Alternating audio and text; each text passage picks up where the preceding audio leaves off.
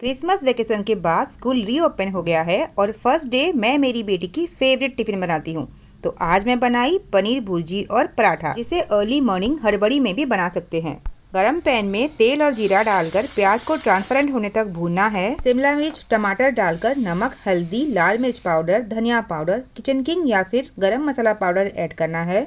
थोड़ा सा पानी ऐड करना है ताकि मसाले और प्याज टमाटर अच्छे से कुक हो जाएं। पनीर को कद्दूकस या क्रम्बल करके ऐड करना है, अच्छे से मिलाना है। लास्ट में कसूरी मेथी ऐड करें, मिलाएं एंड इट्स डन।